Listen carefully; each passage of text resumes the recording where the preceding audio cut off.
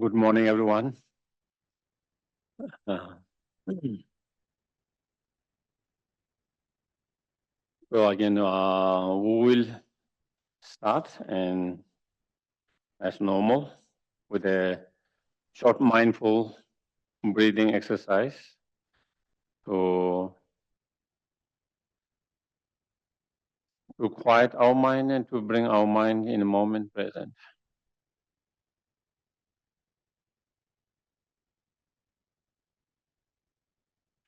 Make yourself relaxed, comfortable.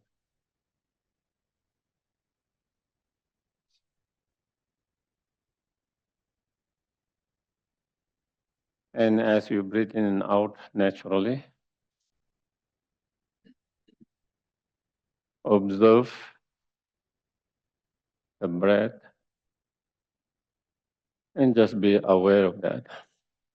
Simply observing and being aware.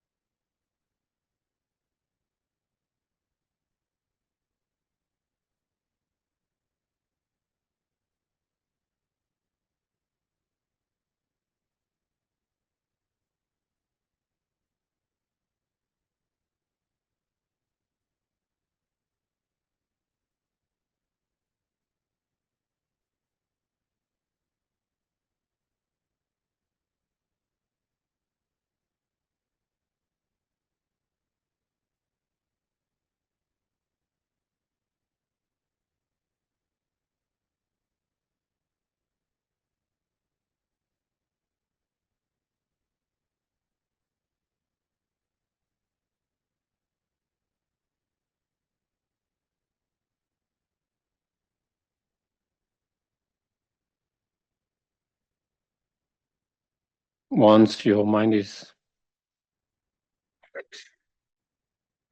settled down, then we can contemplate that even though we cannot remember so many things, and even though we cannot remember and recognize, but there is no sentient beings who have not been our mother.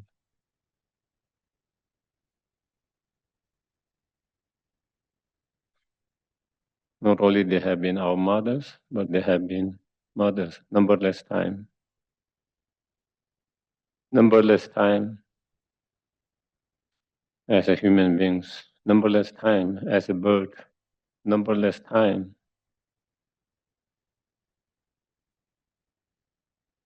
as a dog, cat, cow, horse, bear, all kind of animals.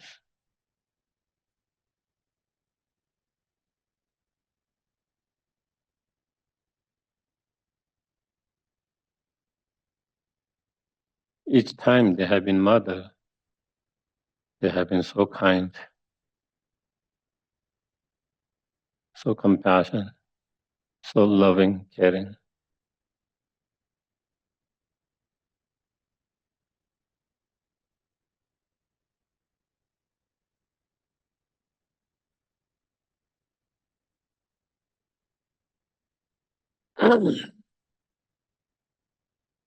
They go through so much hardship while we are in the mother's womb.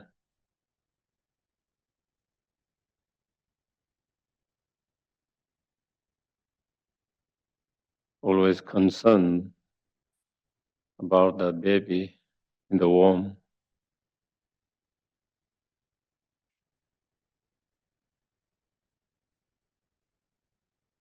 And after the birth, even though they go through a lot of pain to give the birth, but there is so much joy, happiness, forgetting all the pain.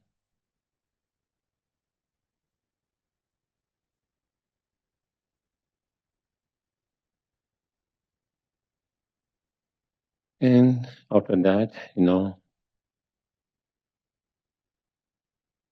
looking with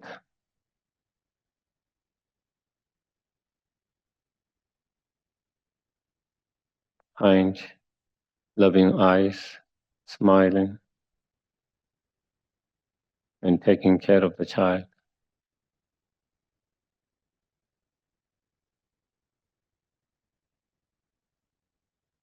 in whatever way best they can, and that they know to protect the child from any danger,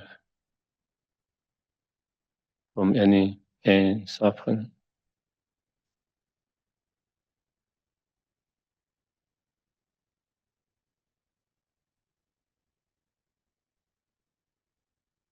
In order to protect the child from any kind of suffering, pain, and danger, without hesitations, to put themselves in danger, pain, suffering.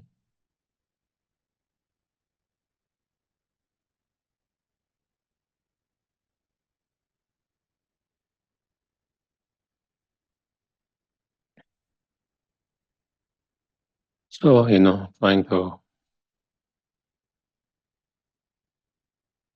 upbring the child, teaching how to eat, how to drink,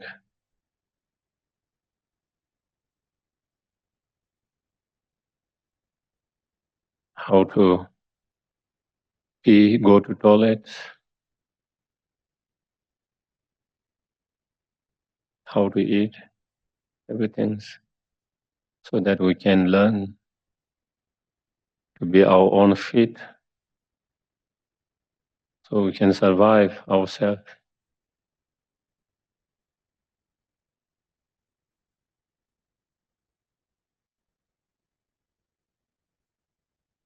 In order to feed us, even when the mothers sometimes need to starve because there's not enough, willing to do that joyfully for the sake of the child.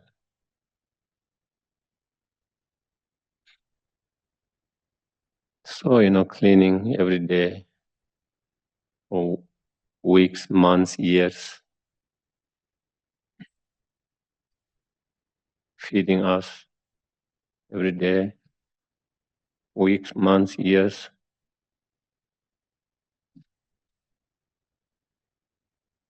getting up in the middle of night when the child cry for whatever reasons,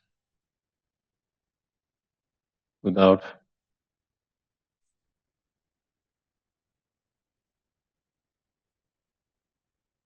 so much complaint, get up and try to take care of the child.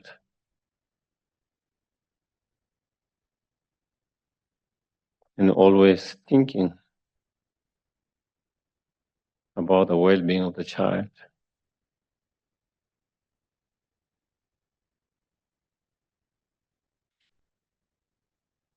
More worried about the child than their own themselves.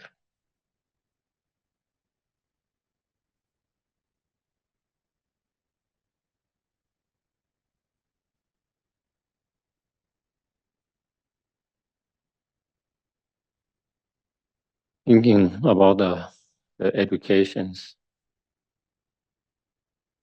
and well-being of the child throughout the whole life, planning for the best of the child,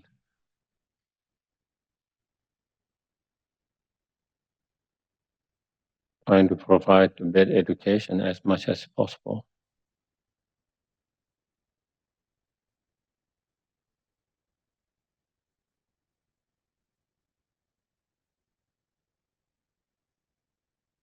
Trying to be there and help whenever needed and whenever possible to do that.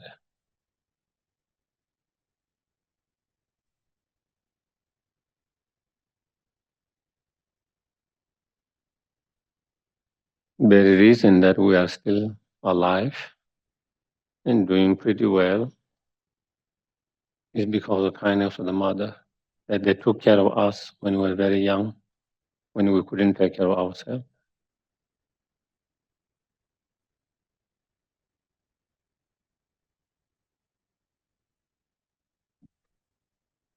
The very reason that we have whatever level of education at the moment is because of our parent and mother, mother's kindness.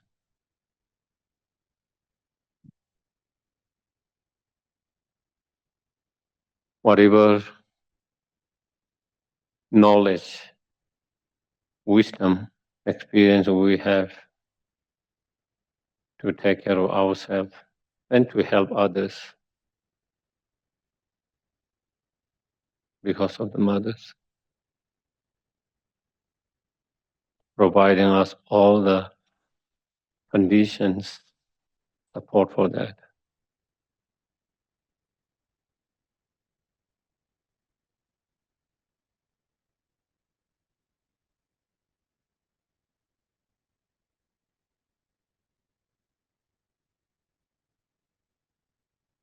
So not only we have received such a kindness in this life, but countless times from each of those sentient beings who have been our most kind mother many times.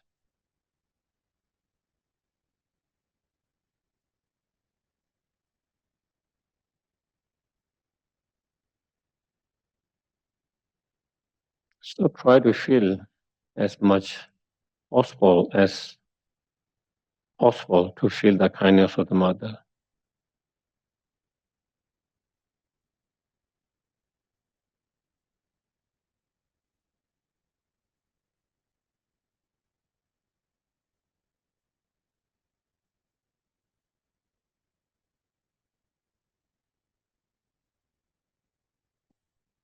And also kindness of all sentient beings when they are not mother, as a father, sometimes as a father, sometimes as a sibling, sometimes as other relative,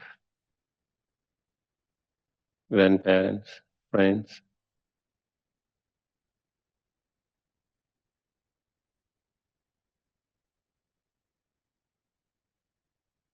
And also, even when they were not our families and friends, we continue to receive the kindness of others,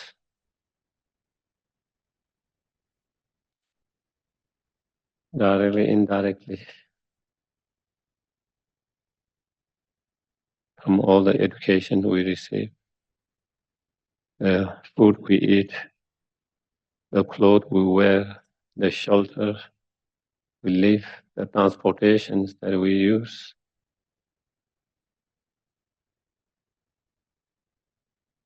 Even all the skillful means, knowledge that we have to help others, also those come from others, kindness of others.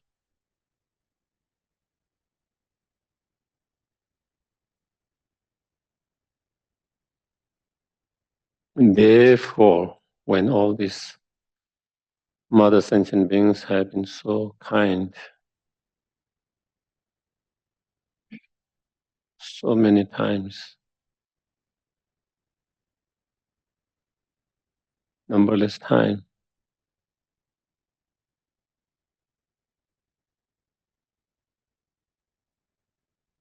When they are in samsara now and suffering, how can we completely neglect and ignore?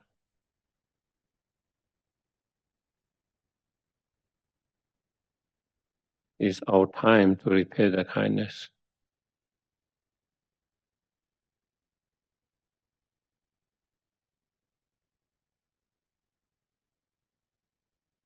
The best way to repay the kindness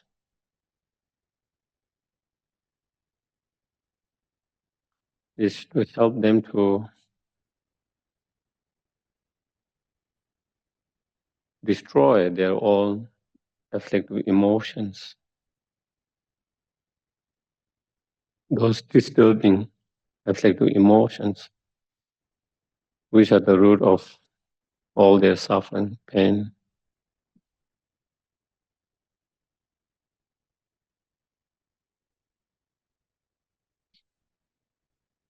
And to be able to help them to achieve true lasting inner peace and happiness.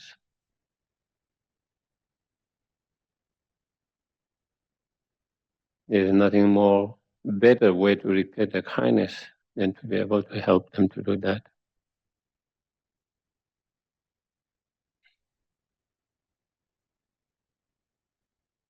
And in order to help them to free them from all the afflictive emotions and to find true inner peace, happiness, we ourselves first need to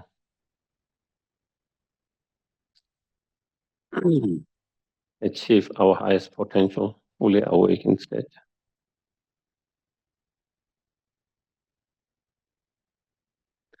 The Buddhahood.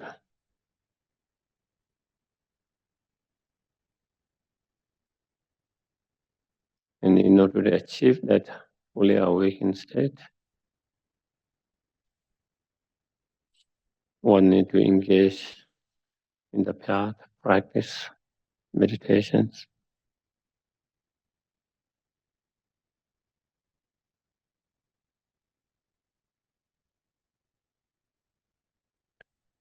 By cultivating true love, compassion, and bodhicitta mind and wisdom.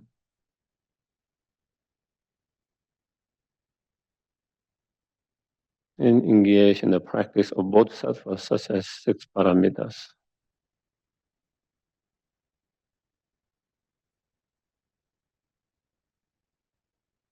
And in order to engage in all this practice, we need to be reminded of the importance of those practices and continue to study and learn.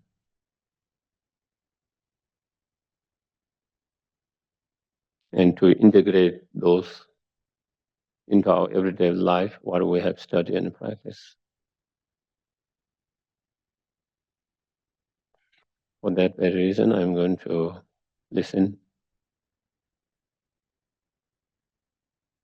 the teachings, the talk,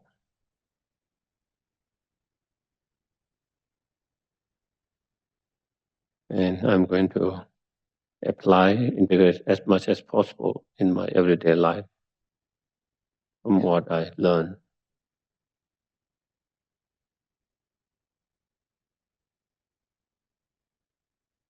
Okay.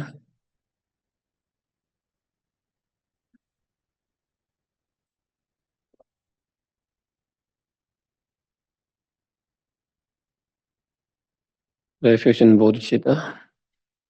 Yes. I go for refuge until I'm enlightened to the Buddha, the Dharma, and the Supreme Assembly. By the merits I create through listening to the Dharma, may I become a Buddha in order to benefit all sentient beings.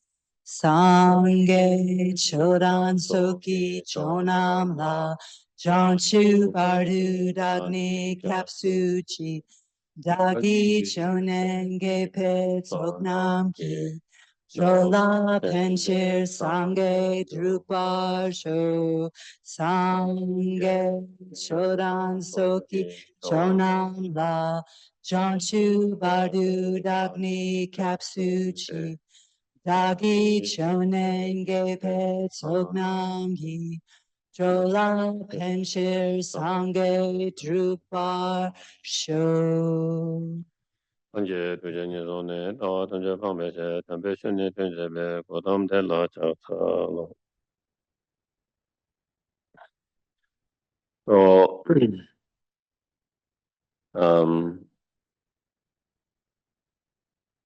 on this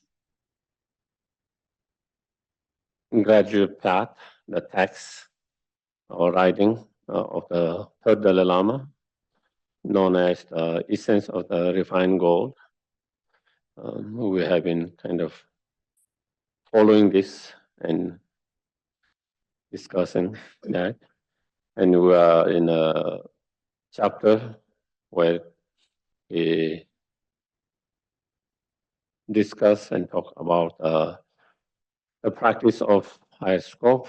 Within that, we are in a chapter where he discussed about um, the particular meditation technique method to cultivate this awakening mind of the bodhicitta. And within that, there are 7 points, and we just completed discussing the first 2 points. And the first 2 points being recognizing all sentient beings have been your mother. Second point, contemplating and reflecting on kindness of the mother. So we kind of finished discussing on that. And third one here, then once you recognize and once you feel the kindness of the mother through such meditations, through again, we have to understand what we are discussing here is meditations. Sometimes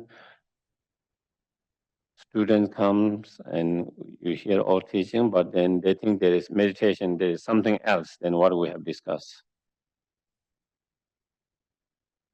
And they think it's just an intellectual understanding. What you have heard, what you have studied, you go home and you take time to contemplate and feel it. Since we don't have so much time to do all of that, because then it will take so much going the whole. So the meditation techniques are already explained here. And then you go home and try to follow that meditation technique and try to do the meditations. And so that is the point. So when you contemplate, meditate, and then when you feel the kindness of the mother, recognize and feel the kindness of mother, and then when you feel, then you next point is then cultivating the wish to repay the kindness, and so that is the point 3 in that meditations. So again, as we have been doing, I will read a little bit from the text, and then if there need to be some more explanation need to be added, I do that. Okay. Here it says the wish to repay them, the wish to repay the kindness to the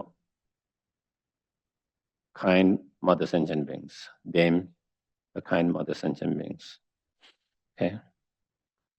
So then here, however, the mother sentient beings who have nurtured you with the kindness so many times are disturbed by the demons of mental afflictions. So the mother sentient beings are still in samsara and still overwhelmed by those afflictive emotions, disturbing afflictive emotions, such as sometimes strong anger, resentment, grudges, Sometimes very strong desire, attachments, greediness, feeling of dissatisfied, unhappy, dissatisfied, jealousy, pride, ignorance, sometimes by arrogant, sometimes deluded doubt. And due to that, other emotions, self-hatred, feeling low self-esteem, depressed, too much. Due to that, too many, fears, worry, anxieties. So, all that they are disturbed and overwhelmed by all of that, so their mind are uncontrolled as if they were insane.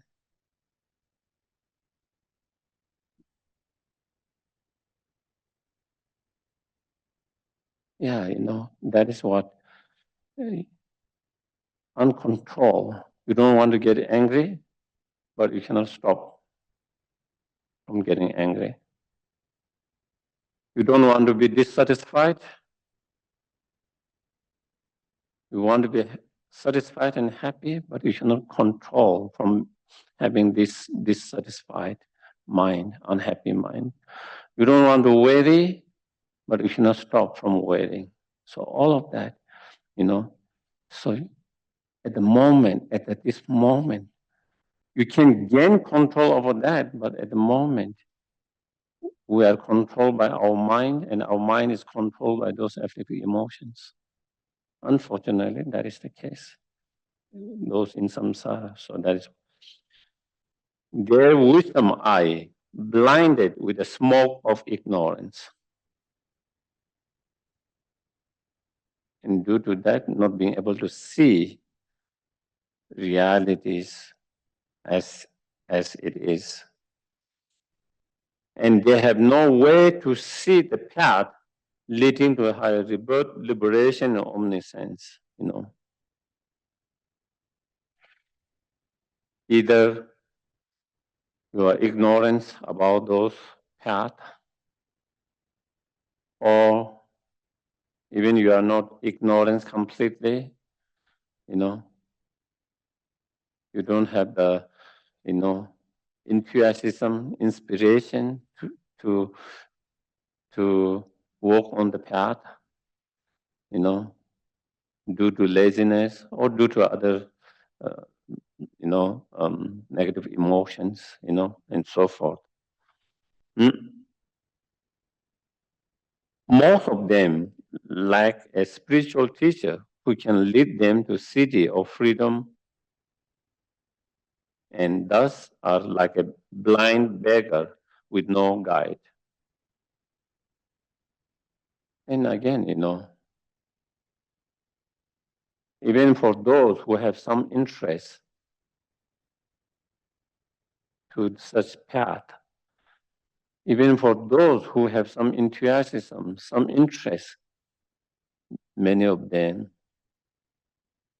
do not have qualified true guide who can help them to walk with their mind, who can help them to overcome and destroy those afflictive emotions. And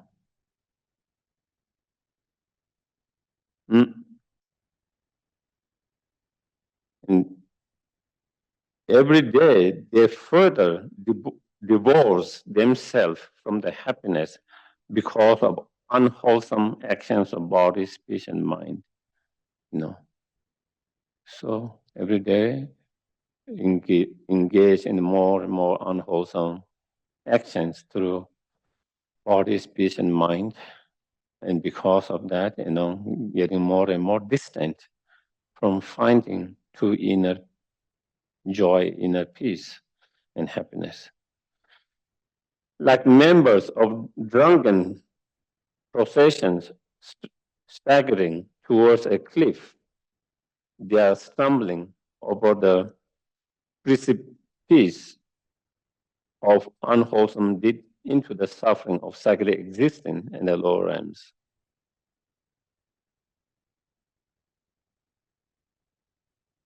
Instead of,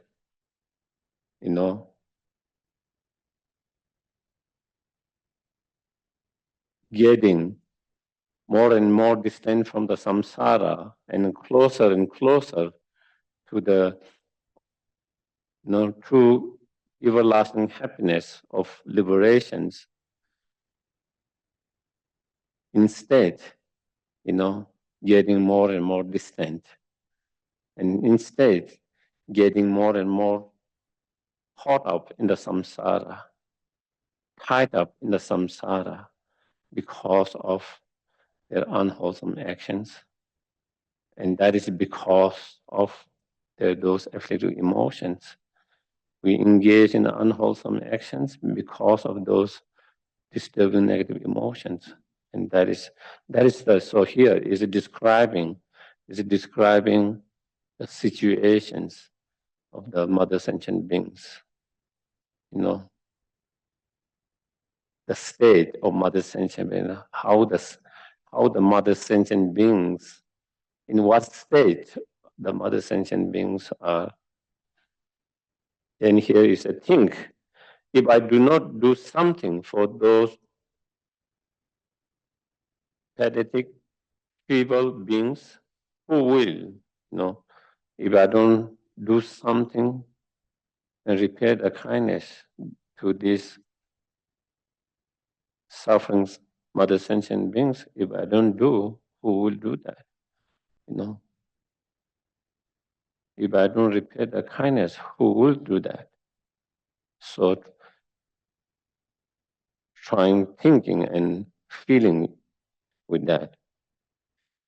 If responsibility for them does not fall upon my shoulder, upon whose will it fall? It's like the only child where the mothers are given all the love, all the care, all the compassion, all the effect, everything they can give.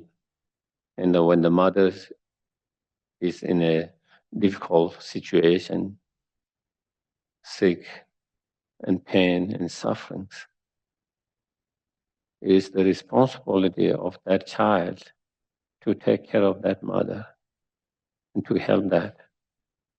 If not, who is going to take care of that mother? Who is going to take the responsibility? So same way we try to reflect, contemplate, and try to feel same way, sense of feeling. If I don't take care of them, who will take care of them? If I don't take the responsibility to free them from the suffering, who will do that? If I ignore those kind beings and work only for my own liberation from samsara, what lack of conscience and considerations. So telling to yourself, through such contemplation, meditation, telling to oneself, they have been so kind, so many ways, kindness so many times, numberless times. And now, even I cannot do even one time to help and help. How horrible that I am, how ungracious I am,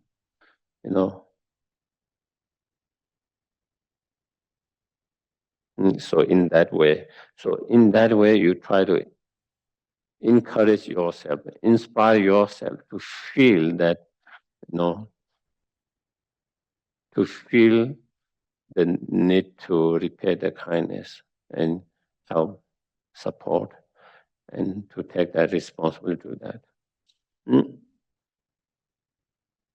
Furthermore, if they attain the various pleasure state of samsara, such as those of Brahma or Indra, their peace will not be eternal. So even you are able to help them to achieve the best state within the samsara, the highest state within the samsara, the best where there's less pain and suffering within the samsara. Even you are able to help them to achieve that, still that state is not internal. Still that is that will also not last forever. That will also not last forever. Also, that is also not real, true inner happiness.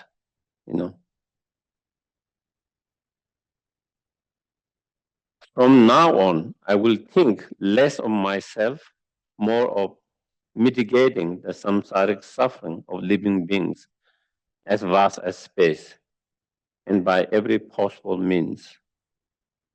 I will work for enlightenment in order to be able to place them in the joy of fearless liberations. So here is, there are so many different ways of repaying the kindness, and we repay the kindness in helping whatever their needs are to reduce and release from the suffering and to increase and improve their well-being and happiness according to our capacity and our abilities, how much we can give, how much we can support, some people are able to do more than others, some people have more resource than others. Some people have more skill than others. Some people have better health than others. So, depending on individuals' capacity and ability, we try to be as much help benefit as possible. But still, such help is still very, kind of not the best way. Best help, is kind of never ending. There's no end to samsara, so there's never no end to the help. Even for just one being, forget our countless sentient beings. If you have to take care of one person whole your life, still you might not be able to solve all their pain, reduce all their pain. You might not be able to make them happy and satisfied all your life. Even one sentient being is not easy.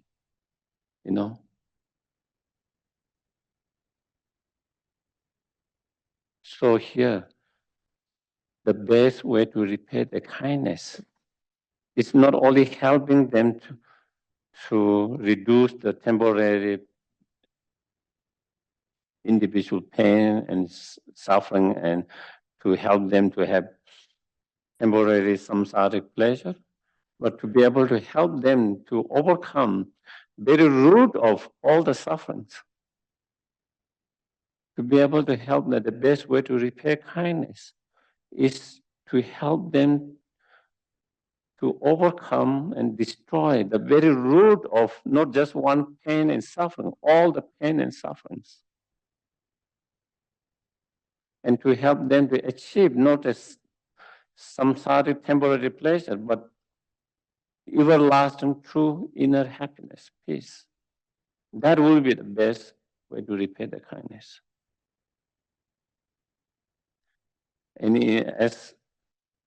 But to do that with your own direct experience, you yourself need to be free from all those afflictive emotions. You yourself need to have all this inner realization and inner happiness that you are trying to lead them to. And for that, then, in order to repay the kindness in that, then I must achieve my own highest potential, the fully awakened state. And therefore, I'm going to work very hard to achieve that fully enlightened state as quick as possible so I can recreate a kindness for them to free from all the suffering by helping them to free from the cause of all the suffering and helping them to achieve everlasting happiness. And so in that sense, even if you are really putting your effort in that, if you are really putting all your effort and your whole being for that, even you are unable to help immediately, you are still helping them indirectly, and you will be able to help them much greater futures. It is like, I don't know, it's just very simple examples that you find many parts of the world, all over the world, especially in those poor developing countries. Parents, sometimes both parents, sometimes the father, sometimes the mothers, leaving behind the child because they are so poor and they see not only they are poor, they cannot provide anything good for the children in that situations. There's no opportunity. Not only they suffer, they see the children are going to suffer. They wouldn't have the better education. They wouldn't be able to have a better livings. And so they leave children behind and they go in other countries in the search of better job, better pay, where they don't know the language, they don't know the culture, they don't know anyone there, they don't have friends, families, leaving everything behind. And it's painful for the child to see their parent gone. It's painful for the parent who leave children behind. By being there, of course, the child will feel close and happy. The parent also will be happy. But the concern is not temporarily how they feel, but long term, how can help that child to have to have a better life, and not only the child, the family of that child, and all of that. And so it's a big sacrifice. So when they leave, even though they are unable to help immediately being there, but the intention is always to go there to earn enough to support the best for the child, and which they do.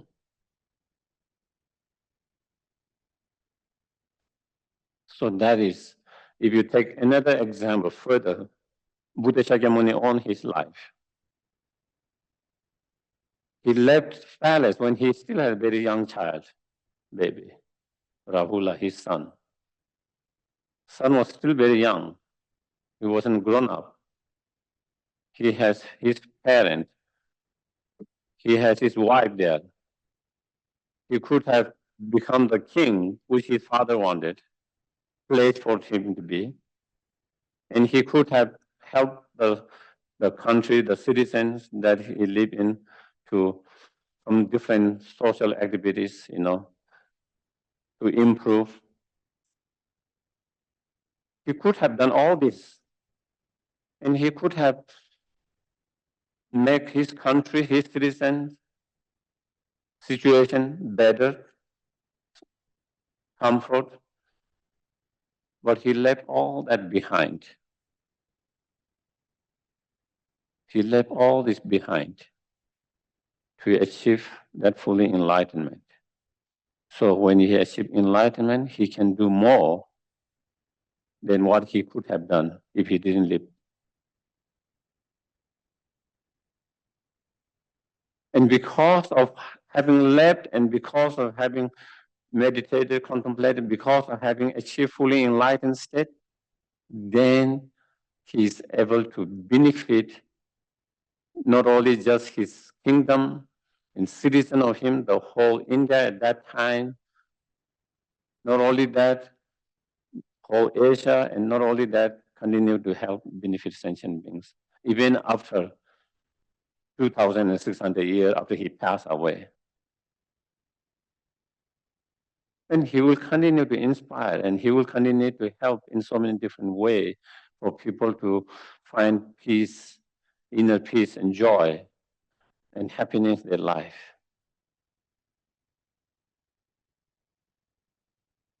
So the very reason why he left whole family is to repay the kindness, to give them better and bigger than what he could have given them at that point.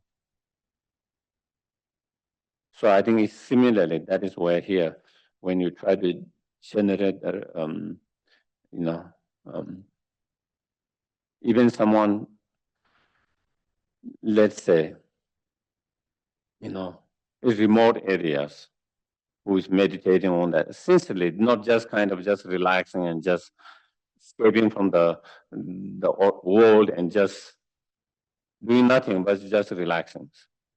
But someone who is sincerely putting all the effort to develop the enlightenment and engage in such practice, then even though they are not repaying the kindness directly at the moment, but they are repaying the kindness indirectly, and they will repay the kindness in much more bigger way when they achieve enlightenment and for all sentient beings. And so therefore, yeah, okay. So we shouldn't think repaying kindness in a very small, narrow way. Think much more broad and bigger, just like how Buddha did, But again, of course, you have to be really sincere in that. Otherwise, we have neither of them, and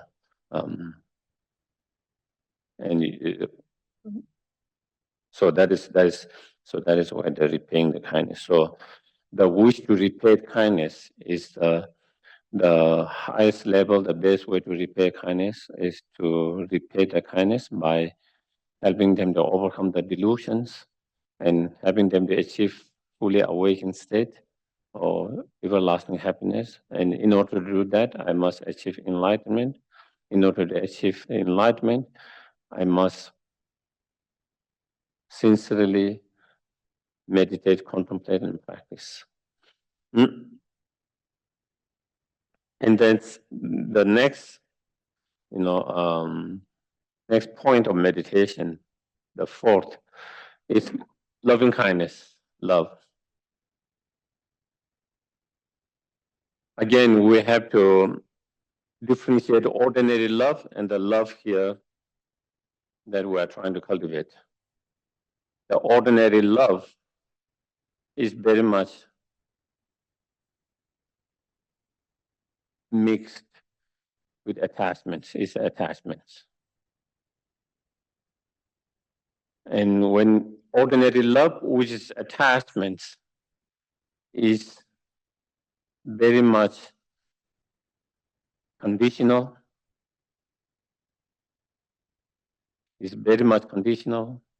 and it has expectations. I love you as long as you satisfy me or my expectations.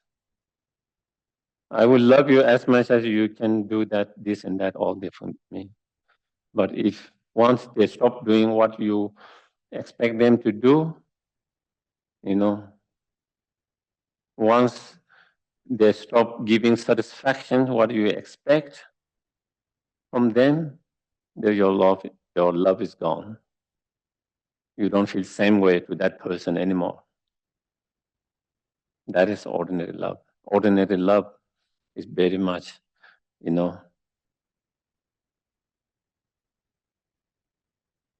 related with this, selfish attitude.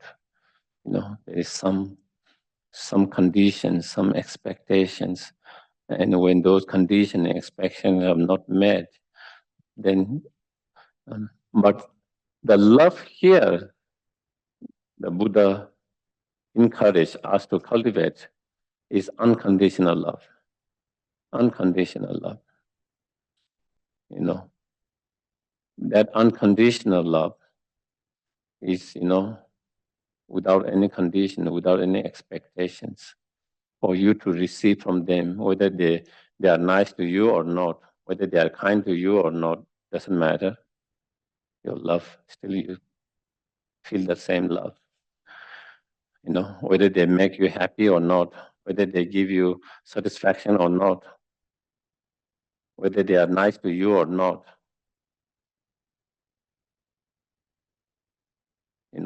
it doesn't change. Once you develop such love, unconditional love, as described in those teachings, it is not easy to develop such unconditional love. It requires a lot of practice, a lot of true practice, sincere practice over times. But once you have developed such unconditional love, then that love is very stable. It doesn't change. You don't lose that due to change in the person's actions, behavior, attitude, relationship, whatever. You will be able to feel same love all the time. So that is here the love is talking about unconditional love. And such unconditional love and the compassion is based on not what you want or what you need, or not based on what they can give to me or what, but it's based on what they need or what they want. Ordinary love is about me, what I need, what I want. Unconditional love, compassion is not about me, it's about others. They want to be happy. The other person wants to be happy. And they have right to be happy. They should be happy. And I should help them to be happy. Directly, indirectly. Because that's what they want. So it's about them, not about us. Same compassion is nobody wants that person, or nobody wants to suffer. They don't want sufferings. And they have right to not suffer. They shouldn't suffer. And I should help in whatever way for them to not to suffer and free from the sufferings. Why? Not because, they might be nice to me or they can be helpful to me, but because they do not want sufferings. It's about them, not about me. Why we should support them to be happy? Because they want to be happy. It's about them. So that is where the basis to develop such unconditional love and compassion is on the basis of that, on others, not on yourself. So here it says the fourth love. Think, why should those mother beings bereft of happiness not have happiness? May they be happy. In every possible way, may I contribute to their happiness. So again, like many of the other meditation that we discussed before, when we meditate on equanimity, meditation on,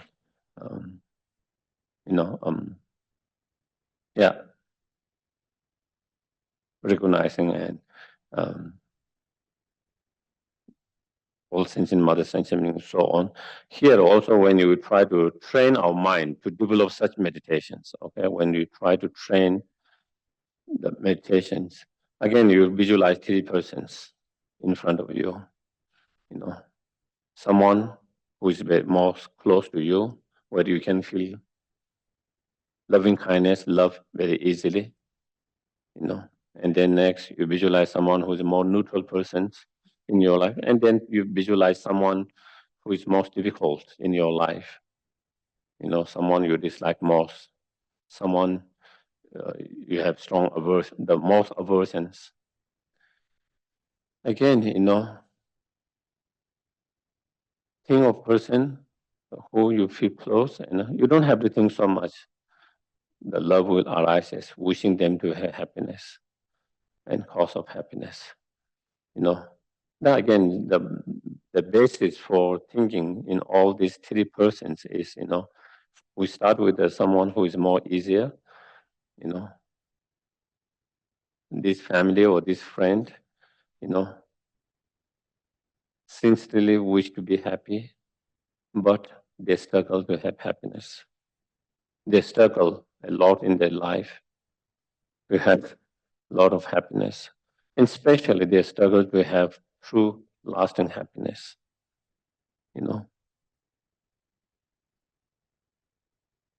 And not only they wish, and they wish to have true lasting happiness.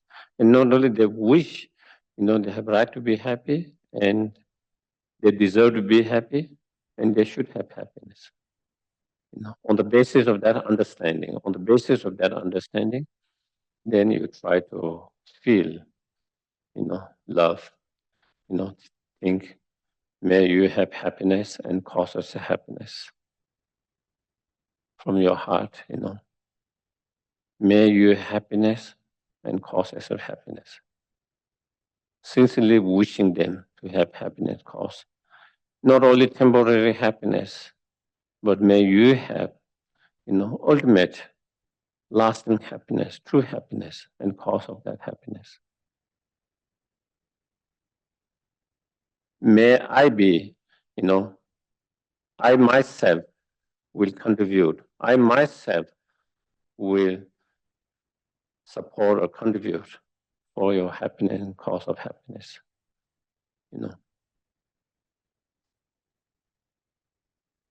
So you do that, try to do with the strong feelings of really, sincerely, from your heart, wishing them to be happy and cause of happiness. And then you move to the next persons, the neutral persons. Just like the person who is very close to us now, also that persons want to be happy and do not want sufferings. And also that person wish to be happy, not only have temporary happiness, that person also sincerely wish for true lasting happiness. They are tired of this happiness that is always changing. They want, non-changing, everlasting, true happiness. Everyone search for that. Everyone wish for that. Also, he or she wish for that. And he or she has a right to be happy. That all the happiness that they wish, they deserve to be happy. And I have the potential, the ability to contribute for their happiness. And so then again, wish them to have happiness. Wish that person to have happiness and cause of happiness. All the happiness and cause of happiness that they wish, especially wish them that true lasting happiness and cause of happiness. Again, if it helps, you can say the word in your mind. You don't have to, you can say the word in your, in a word's mouth or just in your mind, may he have happiness, cause of happiness, and try to feel that. I myself would contribute, help, and lead them to happiness and cause of happiness. Make a strong feelings. Try to generate that. Sometimes you might have to repeat that in your mind many times and try to feel that and wishing them happiness and cause of happiness, and especially the ultimate happiness. And then next, someone you dislike very much at the moment, someone you have difficulty, you dislike very much, someone you have strong aversions. Think of that person. That person is no different from the two other persons. In terms of human beings, in terms of sentient beings, they are same human beings, same sentient beings. No difference. Also, that persons also want to be happy, just like others.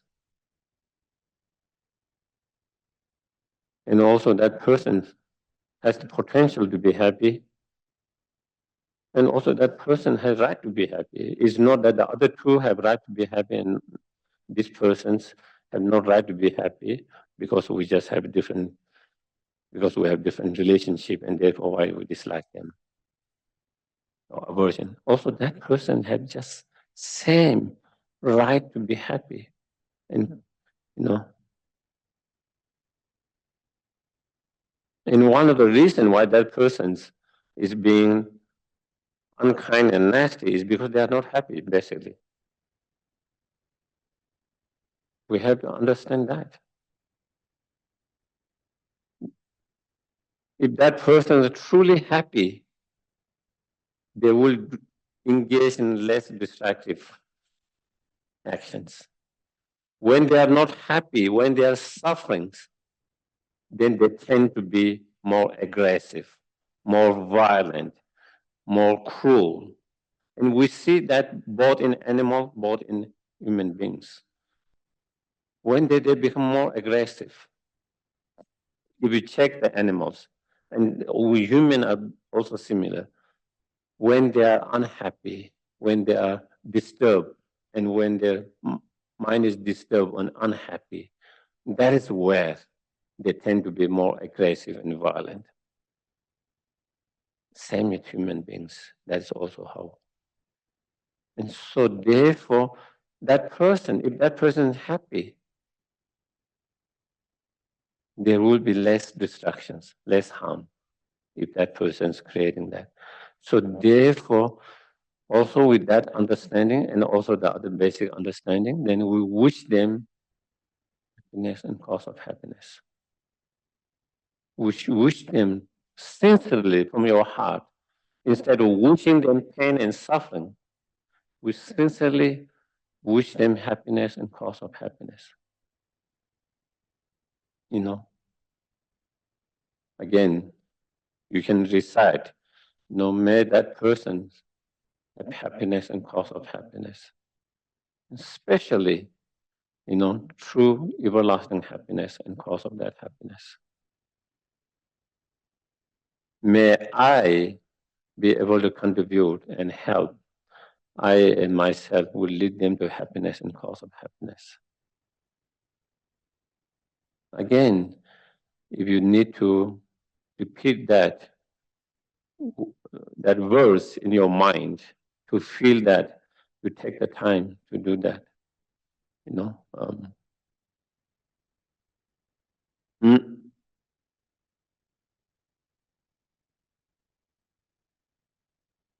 And then, you expand that. Then you think, may all sentient beings, who is in this room have happiness and cause of happiness. May I be able to lead them to happiness and cause of happiness. May I be able to help contribute for their happiness and cause of happiness, especially through lasting happiness. And then we expand, not only in the people in this room or in this state, in this country, may they all have happiness and cause of happiness.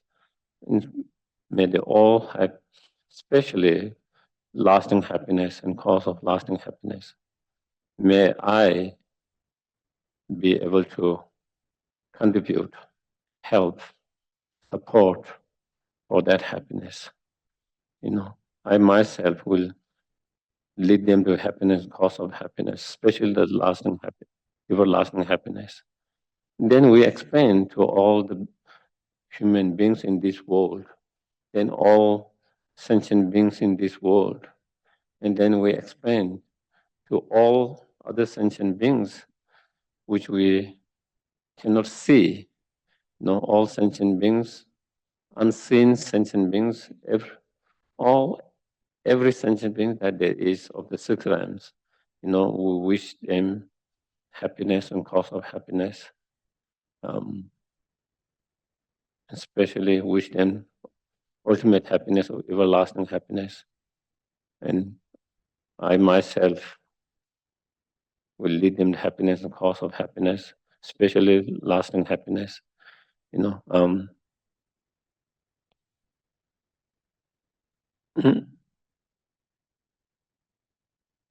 and I myself will support, contribute in whatever way I can, since I have the potential to do that. You know, and so with that, so that is how you do. You know, you start and then you expand slowly. All sentient beings. It's important to do this when we do any kind of meditations, precisely in that way. If you don't do that, you cannot develop true loving kindness, compassion that we are trying to achieve. Let's say, you know, because sometimes it feels like, oh, it's taking too much time because you have to go each process. Why don't we just do generalize all sentient beings? Easy. That doesn't work. It has to be precise if you want to have a real good result. If we notice a lot of time when we do those prayers, meditations, may all sentient beings happiness and cause of happiness, may all sentient beings be free from suffering, cause of suffering, like that. When we can feel it, all but then you think of one person's, then you are stuck there. Do you get it? So this feeling of all sentient beings is just a word, it's not real. That all sentient beings doesn't include all sentient beings. And then when you say, what about this person? I'm not sure I want happiness for him, you know.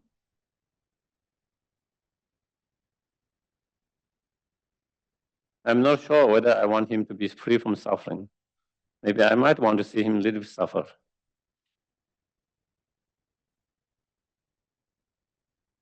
And you might have that struggle for many beings. One being, and then number grows, those who support him.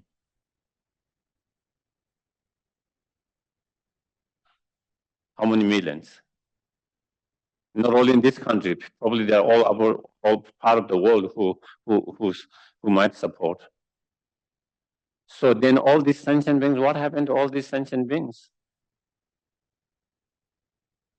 So you see, it is easy to feel, you see, oh, I can feel compassion and love for all sentient beings. It's not for all sentient beings. Only you are just using the word, but not really include all sentient beings. And that is why we have difficult of being able to actualize true unconditional love and compassion for all sentient beings. So therefore, to have true resolve, you start and expand slowly. You know, we start with those three individuals, and then we expand a little bit, and we expand to the all human beings, we expand to the all animals and all other beings, seen, unseen, all beings, and then all sentient beings. It's important to go through these three people, someone you feel close at the moment, someone who is neutral, and someone you have conflict or dislike, aversions. Because in general, all sentient beings fall into one of those three categories. You know, some of them are who are closer to us, and some of them, majority of them who are more neutral to us, and then some of them which we have conflict or whom we dislike, whom, and so therefore once you go through at the very beginning with three individuals, and then when you expand that, then that practice meditation become much more effective and powerful. And once you are able to develop to love and compassion on the basis on that through such training to all, and then generalize later and explain all sentiment, then you can feel loving kindness for all sentient beings. You know, even you think of someone you might not agree with on many different things, but still you can feel compassion. Love. Still you can have the feeling of loving kindness, wishing them to be happiness, cause of happiness. Yes, I don't agree with that person's behavior. Yes, I don't agree with that person's attitude. Yes, I don't agree with that person's view, policies, but I can still wish them happiness and cause of happiness. I can still wish them not a miserable and pain, but I can still wish them to be happy and to have happy and cause of happiness. And that is the way we want to be able to reach point. If we can feel that way, of course we are talking here about training for bodhicitta. We are talking about enlightenment. But even if we don't talk about enlightenment, even we don't talk about bodhicitta, if you can feel that kind of loving kindness for all sentient beings, immediately it will make your life much more happier, better. You don't have to be so disturbed by so many different negative emotions, the anger, the hatred, the resentment, the grudges, ill will feelings, because you can feel compassion for that person. And then you are able to differentiate between the person and person's actions, between the person and the person's behavior, between the person and person's attitude, between the person and person's policies. At the moment, it's hard for us to differentiate the person's action and the person's behavior and the person's attitude and the person's policy and the person's. So when we disagree with one thing, then it feels like we have to disagree with the other ones. So, I think if we can, as I mentioned at the very beginning, to have such unconditional love for all sentient beings, it could be practice of many lifetimes. Of course, it depends on individuals. Some person might be able to develop quickly. Some person in a few years, if they really if they really dedicate themselves and really focus on. But for some, it might be lifetime practice. For some, it could be many lifetime practice. But regardless how long it takes few months, few years, one life, many lifetime, such practice are worthwhile, meaningful. There's nothing more meaningful and worthwhile than to be able to practice and to be able to cultivate such unconditional love, if we can.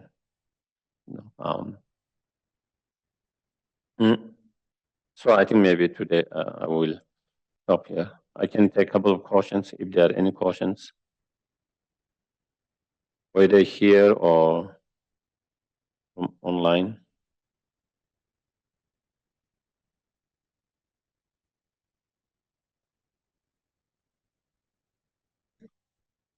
Any questions? Any comments?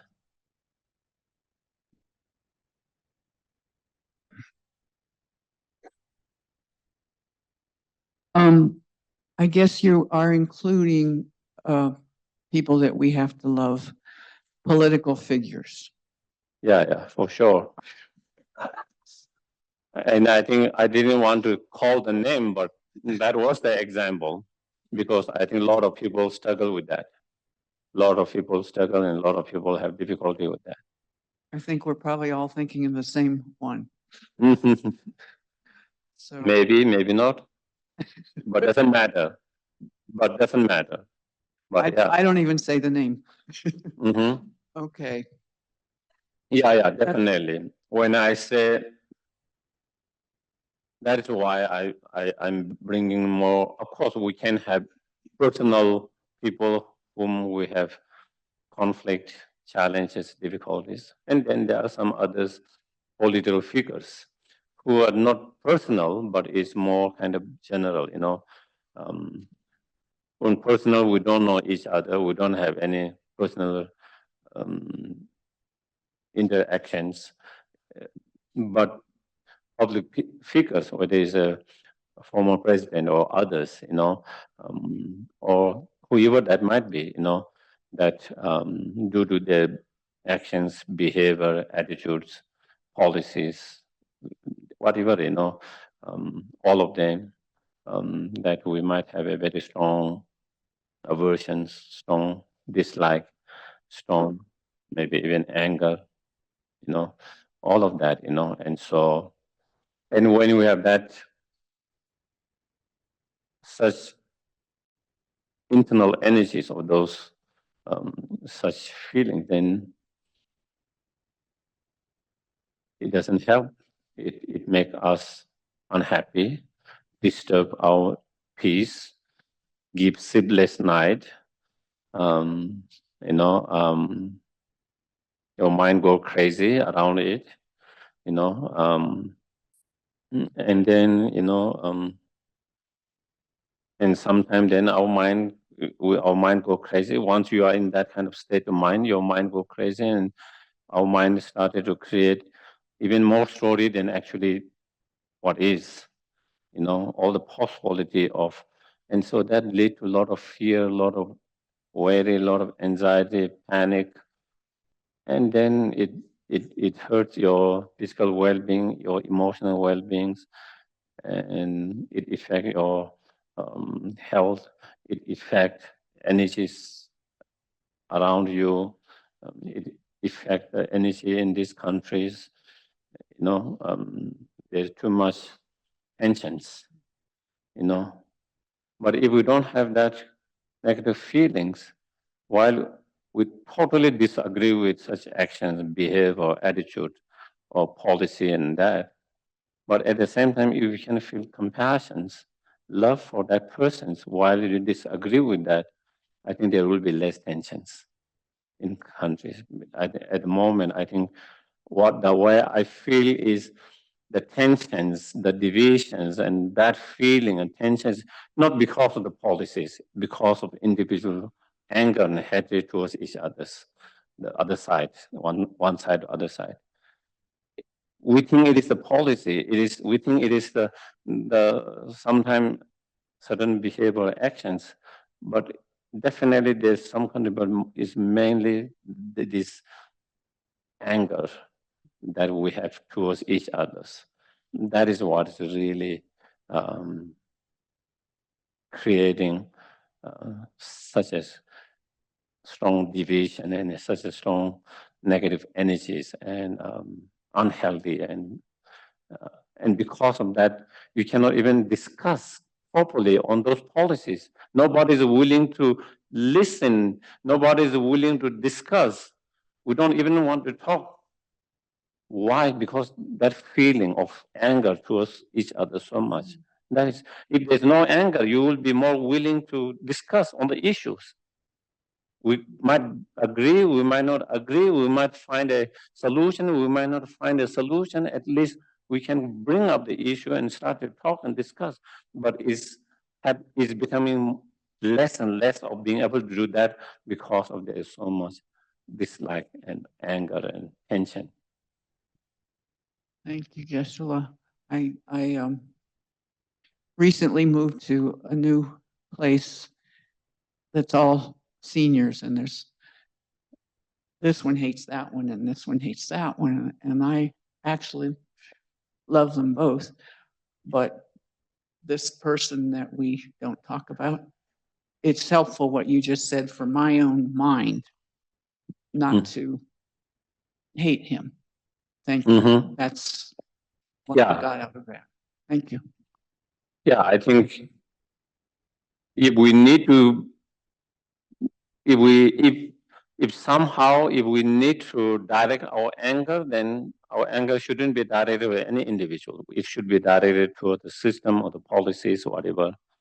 Best is not to have anger to start with, but somehow if somehow anger arises, then instead of directing towards the persons, individual, if we direct that towards not the person, but the policy, the system, whatever that is not working, that is problem, then that might be another way to do it. But definitely,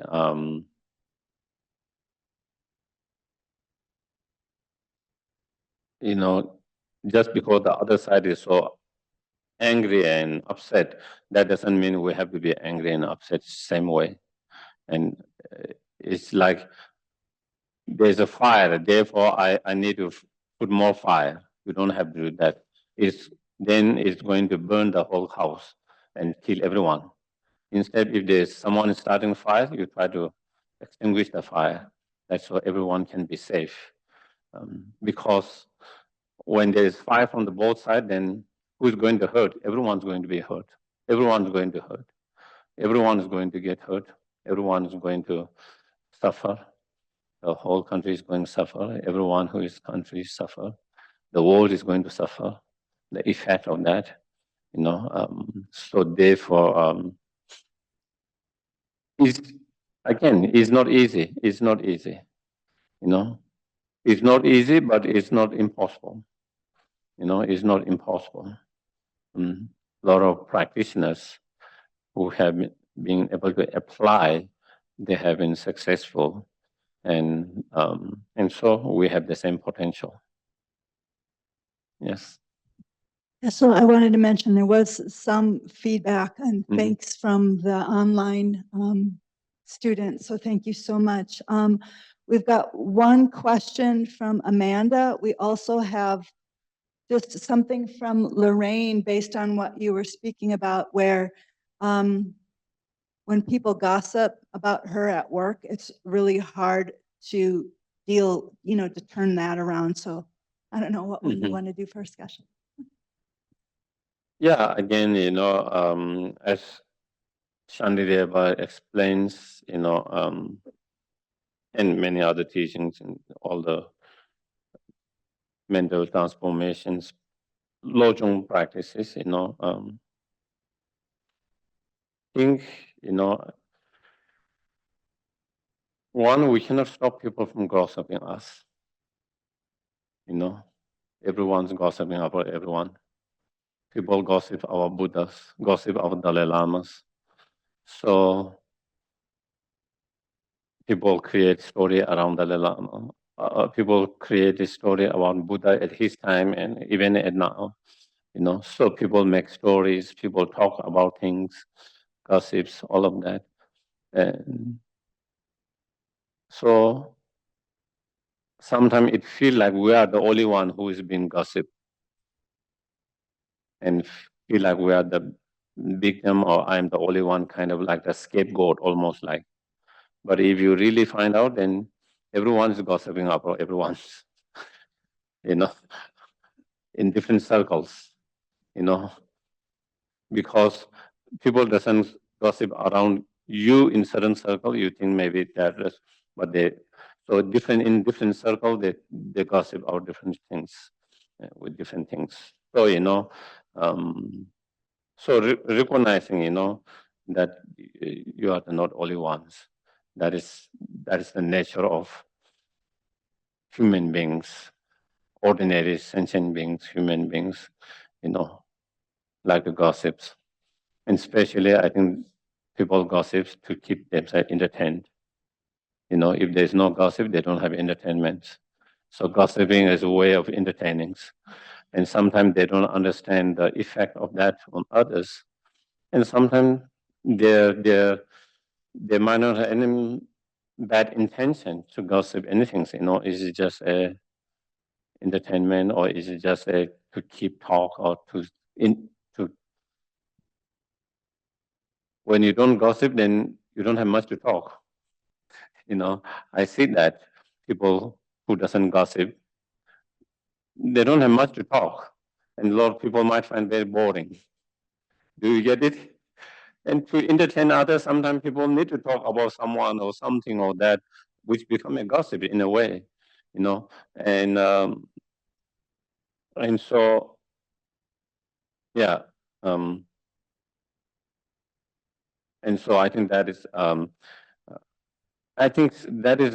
important to recognize that sometimes, it's just a natural, normal, ordinary human beings' actions and behavior, and everyone is kind of gossiping about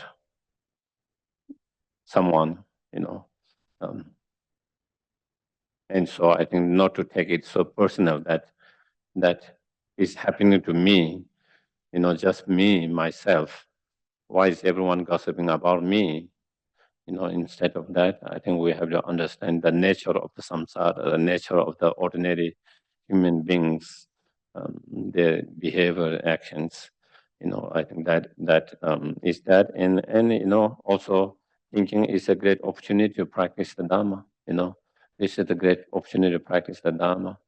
Thinking that they are giving opportunity for me to, practice, even when they talk gossip and talk bad about me, but not to get affected by that negatively and not to get upset and angry or discouraged or,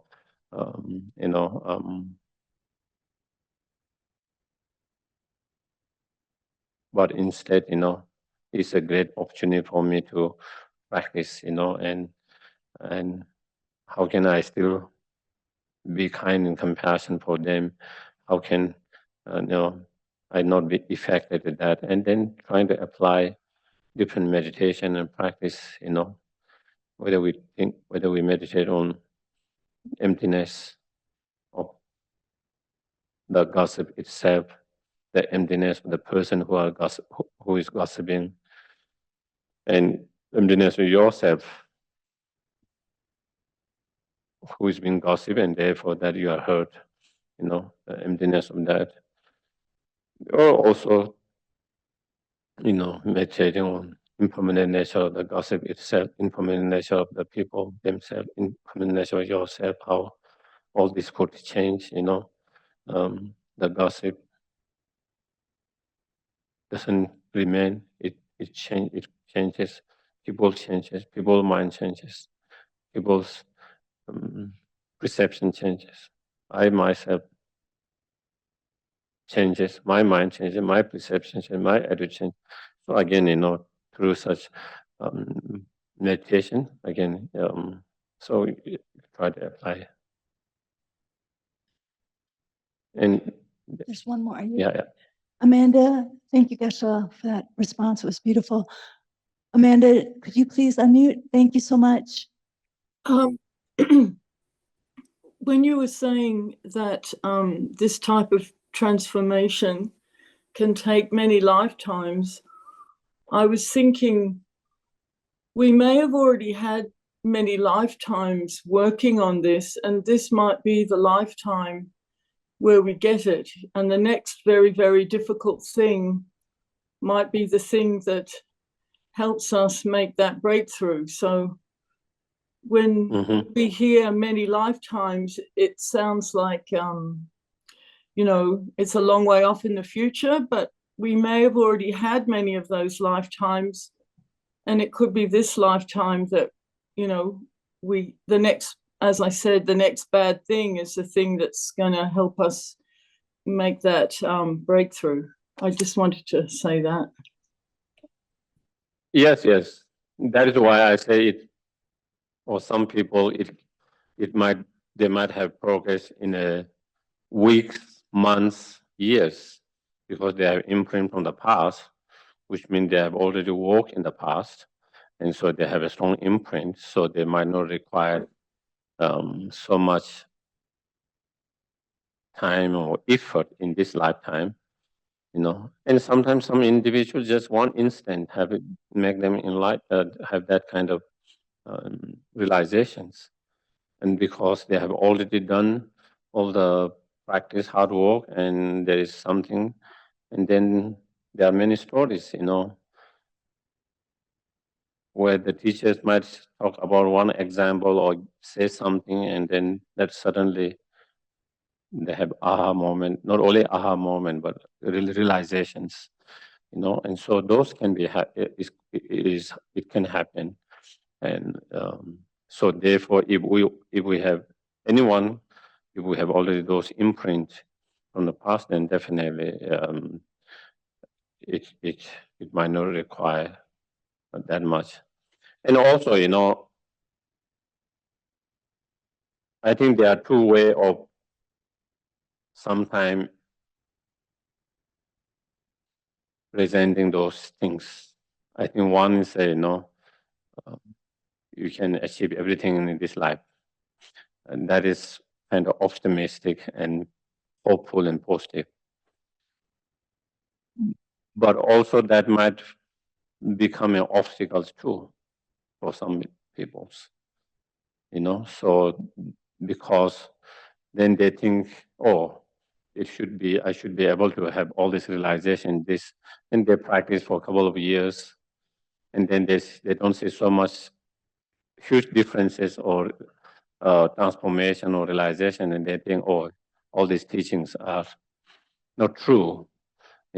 I've meditated, I've practiced for 3 years, 5 years, 10 years, and still I didn't have realization, and I should be able to have realization, but maybe all these teachings are not true, and then having a trust in the whole path and whole teaching itself. So personally, I think for me, it's helpful to think many lifetimes.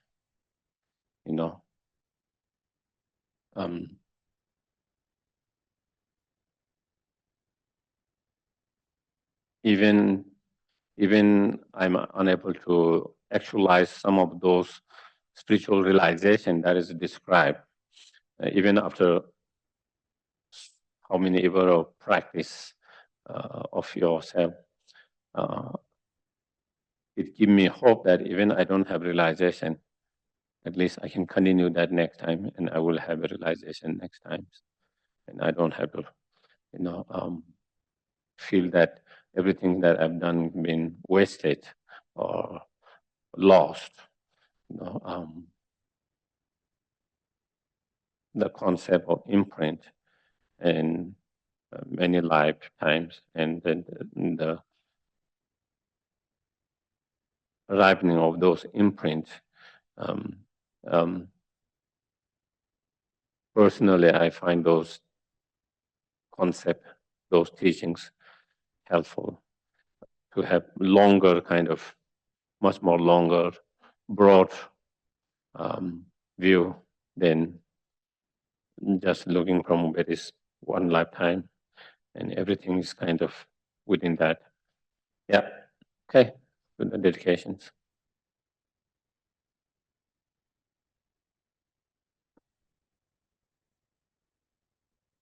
Dedication prayers. May all beings Everywhere, everywhere plagued by the sufferings of body and mind obtain an ocean of happiness and joy by virtue of my merits.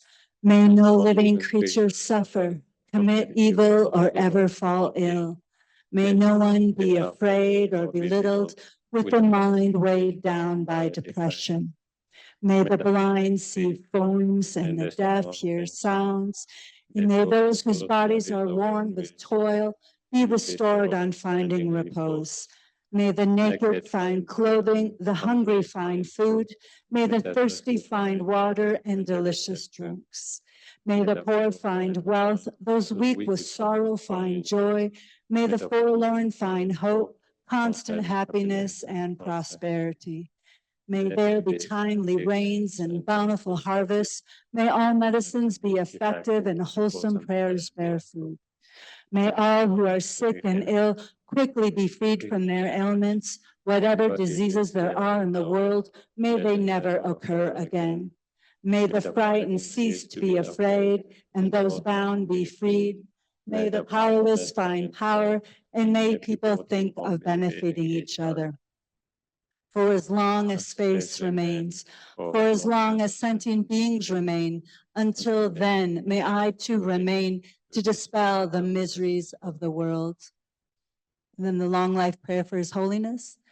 Gangri Rawe Korwe Jinkang Dir Pendant de wa malu zhong wei nei, chen rei zing wa tenzing gyatso yi, jape si te var du tengyur chi.